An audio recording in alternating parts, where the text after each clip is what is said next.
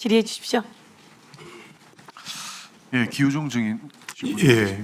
구제한 증인도 같이 좀 들어주시길 바라겠습니다. 4월 7일 청문회에서 기소하지 않는 부분은 판단할 수 없는 것이고 기소되어도 증거가 없으면 유죄로 인정될 수 없다.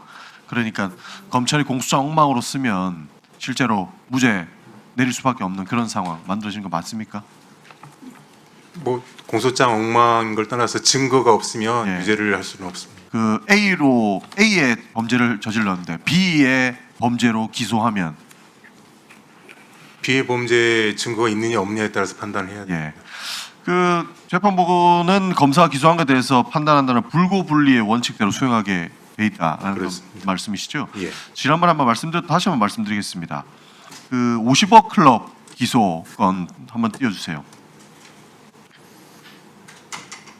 결국에 검찰이 추가 기소를 해서 곽상도의 50억 클럽이 무죄가 나온 이후에 추가 기소를 통해서 공소 기각 판결을 받습니다. 여기에 판사가 이 공소 쌓기는 한꺼번에 다뤄지는 게 맞는데 추가 기소해서 이 부분은 공소권 남용에 해당한다라고 해서 공소 기각 판결을 한 겁니다.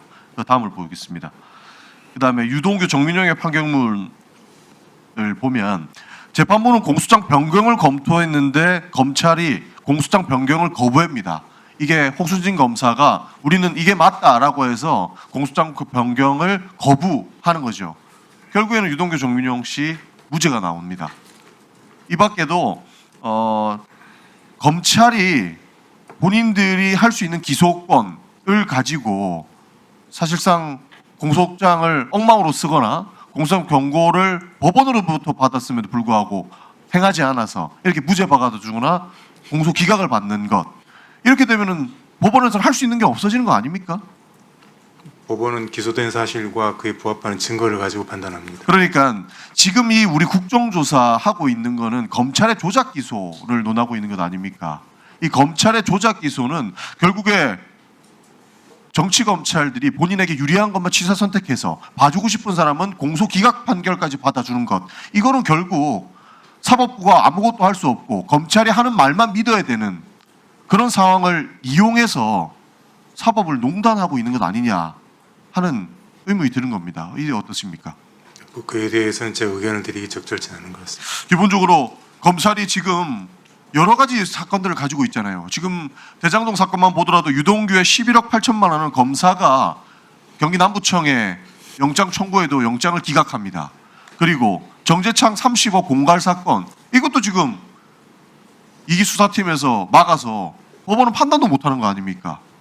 그러니까 검찰이 의도적으로 봐주고 싶은 사람, 그리고 반드시 잡아야 되는 사람 나눠서 기소권을 활용하게 되면 법원은 아무것도 못하고 그냥 당하는 꼴밖에 안 되는 거예요.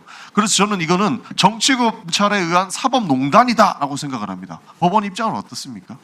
뭐 그에 대해서 평가할 입장에 있지 않습니다. 그러니까 소추 재량권의 현저한 일탈이라고 규정을 해도 결국에는 결론도 못 내리는 사법부다.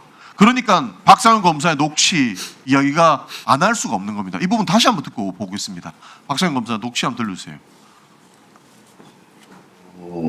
두 가지가 더 될 거거든요. 하나는 뭐 제3자 뇌물이든 직접 뇌물이든 어쨌든 그 외국환거래법 위반의 것들이 그대로 제3자 뇌물로 되되 그거는 공범을 이재명이랑 같이 갈 거고, 동시에 그 직권남용, 묘목이랑 밀가루 부분, 뭐 그거는 막 그렇게 중요한 건 아닌데 어쨌든 그것도 이재명 씨랑 공범으로 갈 거고, 그렇게 기소가 되면 결국에는 재판이 절대 신진우 재판장이 선고할 수가 없는 사이즈가 되거든요.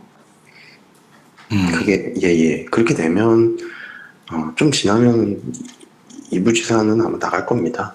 그리고 저희 뭐 네, 됐습니다. 더 저희가 정치 검찰에 의한 사법농단이다라고 규정할 수밖에 없는 게, 판결은 재판장이 해야 되고 판사의 고유 권한인데 기소하는 검사가 재판장이 선고 못할 사이즈 운운하고 이 정도 되면 부지사는 시간 다 돼서 구속기간 만료로 나갈 거다 이런 얘기를 하고 있어요. 그러면서 다른 재판도 있는데 이건 거의 종범이다라고 하면서 판결을 가지고 논다라는 이야기입니다. 어떻습니까? 제가 지난번에도 그 두 가지 부분, 그 재판장이 선고할 수 있는 사이즈냐 아니냐는 부분과 보석 여부, 법원의 판단 영역인 부분에 관해서는 부적절하다고 말씀드렸습니다. 그러니까 지금 사법부의 독립 얘기하고 우리가 사법부를 사실상 모두가 신뢰하고 있는 기관 아닙니까? 근데 검사가 장난치면 이 사법부의 판단도 아무 쓰잘데기가 없어진다는 얘기랑 같습니다. 제가 봤을 때. 그러니까 검찰이 지금 이런 얘기를 아무런 거리낌 없이 하는 것 아니겠습니까? 그러니까 사법부 위에 군림하면서 스스로 이 공소권을 남용하고 있다라고 보이는 것이고, 그렇기 때문에 정치 검찰의 사법농단이다라고 평가하는 입장이 어떻습니까? 뭐 그런 입장으로서 제가 평가할 입장이 아닙니다. 부자연적인 어떻게 보십니까? 이렇게 검찰이 마구잡이로 공소권을 가지고 남용해도 되는 겁니까? 말씀해 주신 부분들을 포함해서 이번 국정조사 기간 동안 제기됐던 여러 의혹들에 대해서 수원이나 중앙지검이나 그 재판에 실제 관여하고 있는 검사들에게 그런 그 문제점들이 법정에서 충분히 다뤄질 수 있도록 하라는 별도의 제가 이야기를 별도로 했습니다. 그래서 그런 부분들 한번 좀 지켜봐 주시면 좋겠습니다. 저는 사법부가 되게 모욕을 느껴야 됩니다. 저는 굉장히 모욕적이라고 생각합니다. 어떻게 검사가 본인의 공소권을 가지고 재판부가 판결할 사이즈 운운하고 있고, 판사들의 눈과 귀를 가리고 본인들이 모든 걸 다 할 수 있을 것처럼 그렇게 얘기할 수가 있는 거예요. 이 부분은 정성호 장관님, 이 부분은 그냥 넘어가서는 안 되는 부분입니다. 예, 맞습니다. 일단 검찰권을 남용하고 자의적으로 행사해 갖고서 어떤 사람한테는 표적 수사를 해 갖고 자백을 유도하고 양형을 갖다 거래한다든가 이런 행태가 보인다는 것은 뭐 있어서는 안 된 일이고요. 이러한 표적 수사 또는 특정인에 대해서는 오히려 증거를 왜곡 조작하면서 봐주게 하려고 하는 행태는 용납돼서는 안 된다고 보고 있습니다. 저희 매우 엄중한 사안을 보고 있고, 대검 차장께서도 말씀하신 것처럼 저희들이 일선 지금 공소 과정에서도 이런 점도 잘 살펴보고 추후에 일단 전반적으로 좀 점검을 해야 되겠다는 필요성을 느끼고 있습니다. 네, 수고하셨습니다. 예, 박상용 검사가 왜 이렇게 무리를 했을까요?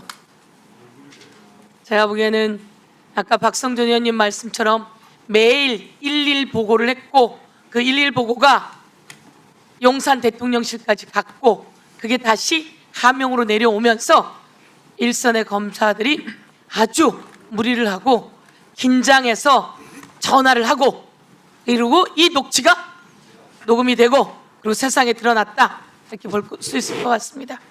예, 다음은 우리 곽교택 의원님 질의해 주십시오.